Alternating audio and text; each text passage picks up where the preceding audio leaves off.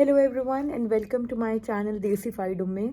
और मैंने आज आप लोगों को एक बहुत ही ज़रूरी बात बतानी है बीआरपी कार्ड्स के मतलब। कुछ स्टूडेंट्स ने मुझसे रब्ता किया था कि हम जो है वो आ गए हैं यूके में और हमारे डिपेंडेंट्स जो हैं वो अब वीज़ा लेकर जब आए हैं और जो उनका जो पासपोर्ट के अंदर जो वीज़ा लगता है 3 महीने का, वो जो स्टिकर लगा है वीज़ा का, उसके ऊपर भी ये चीज़ मेंशन है। और जब हमने यहाँ से आके बीआरपी लिया है तो उसके ऊपर भी ये चीज़ मेंशन है कि dependent visa and work not allowed.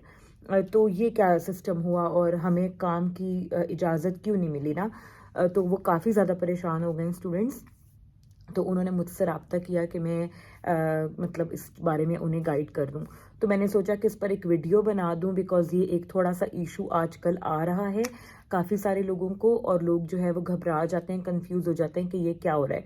तो देखें, आप का अगर जो पासपोर्ट के ऊपर जो वीज़ा लगा है उसमें अगर आपके इशू है कि आपके जो आवर्स अलाउड हैं आपको काम करने के, वो अगर मेंशन नहीं है या कम मेंशन है, तो आपने ये करना है कि आपने सबसे पहले जब आप बीआरपी कार्ड लोगे अपना यहाँ पर यूके में आके, तो उसके बाद आपने ऑनलाइन जाना है gov.uk की वेबसाइट पर।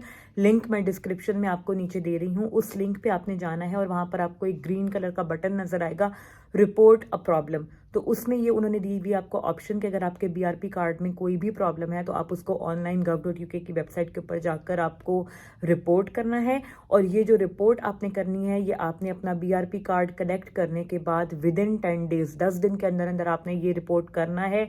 अगर आप 10 दिन में रिपोर्ट नहीं करोगे अपना कोई भी इशू, तो उसके बाद क्या होगा कि आपको फीस पे करनी पड़ेगी और नया बीआरपी कार्ड लेना पड़ेगा, जो कि एक बहुत ही ज़्यादा कॉम्प्लेक्स प्रॉब्लम आपके लिए बन जाएगी। तो इसलिए कोशिश करें कि बीआरपी जिस दिन आपको मिले आप उसी दिन उसे देख लें।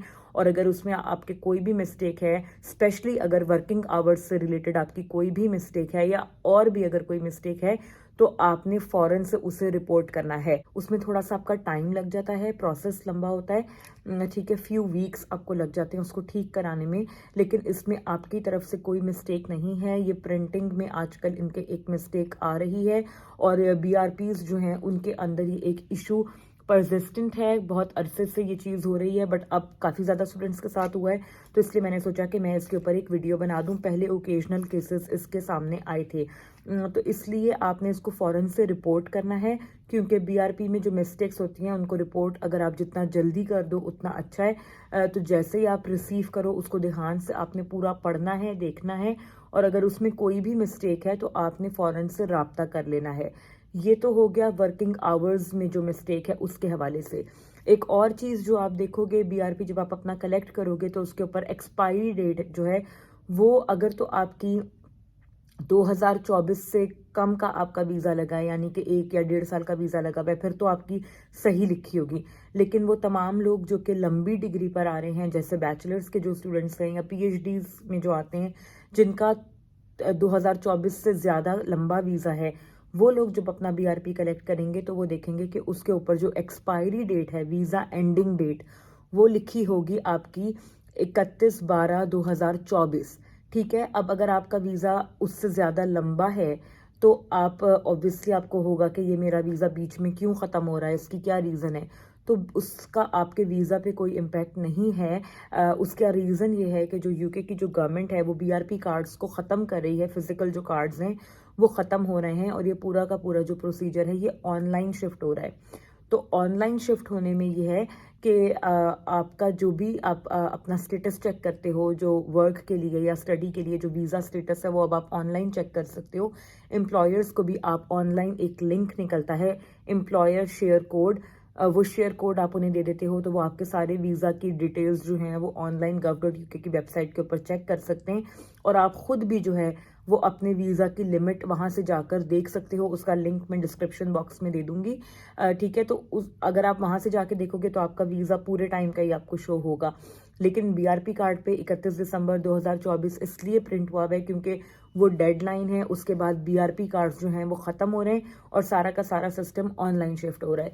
इसलिए तमाम लोगों के बीआरपी कार्ड के ऊपर जो एंडिंग डेट है, जिनका वीज़ा ज़्यादा लंबा है, उनके वीज़ास के ऊपर जो एंडिंग डेट है वो 2024 की ही दी हुई है।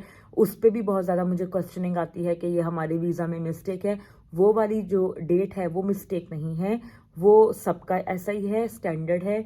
क्योंकि इनका सिस्टम चेंज हो रहा है। लेकिन अगर आपके वर्किंग आवर्स के अंदर कोई भी मिस्टेक है कि अगर कम लिखे हुए हैं 20 आपको वैसे अलाउ होते हैं, अगर 10 लिखे हुए हैं ये भी बहुत हो रहा है, और अगर आपका जो डिपेंडेंट आ रहे हैं उन्हें 40 आवर्स अलाउ होता है लेकिन उन्हें लिखा हुआ है नो वर्क अलाउड, तो ये एक मिस्टेक है, इसको आपने ठीक करवाना है, ठीक है। और आपने उनसे रब्ता करना है, उसके बाद आपको काफ़ी दिनों वेट करना पड़ेगा, कुछ वीक्स, उसके बाद आपको आपका बीआरपी कार्ड मिलेगा।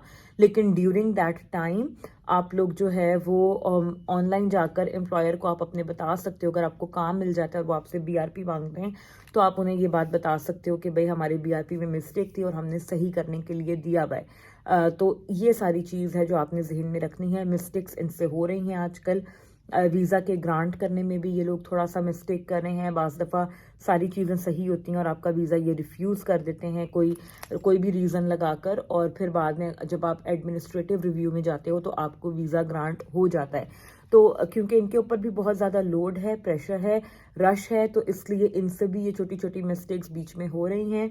स्टूडेंट्स हमारे घबरा बहुत जल्दी जाते हैं, तो मैंने सोचा कि मैं उनको बता दूं। ऑब्वियसली ये एक परेशानी की बात है अगर आपको वीज़ा मिले और उसके ऊपर लिखा हो कि आप काम नहीं कर सकते, तो ये एक इशू की बात है, लेकिन ये रिजॉल्व हो जाएगा। बहुत सारे स्टूडेंट्स ऐसे हैं कि जिनके साथ ऐसा हुआ था, जिनके डिपेंडेंट्स के साथ, और उन्होंने अब ये वाला मसला अपना रिजॉल्व करवा लिया है, तो इसलिए रिजॉल्व हो जाता है, उसका कोई भी इशू नहीं है। बाकी ऑफर लेटर्स, कैश लेटर्स का आप लोग बहुत ज़्यादा पूछते ही रहते हैं, तो देखें अब मई इनटेक वाले जो हैं उनका बस अब कैश लेटर्स की तरफ काम जाएगा। फेब्रुअरी भी ख़त्म हो चुका है ऑलमोस्ट, अब मार्च अप्रैल में आप लोगों को कैश लेटर्स मिलने हैं। अपनी स्टेटमेंट्स आप लोग पूरी रखें, ठीक है। अगर आप लोगों ने अभी तक नहीं की हैं तो पूरी रखें, ताकि जैसे ही आपका कैश का प्रोसेस शुरू हो, आपकी स्टेटमेंट रेडी हो और आपका फटाफट से फाइनल कैश लेटर आपको मिल जाए और आप वीज़ा अप्लाई कर सकें। So all the very best of luck to all of you जो कि अप्लाई कर रहे हैं यूके में सितंबर इनटेक के लिए, मई इनटेक के लिए। और ये एक बहुत ज़रूरी बात मैंने आप लोगों को बतानी थी कि वर्क का कोई मसला नहीं है, वो एक एरर है, इशू है जो कि आप ठीक करवा सकते हो। So stay tuned, take very good care of yourself. मेरे चैनल को सब्सक्राइब कर लें, लाइक और शेयर ज़रूर करें कंटेंट को, दुआओं में याद रखें।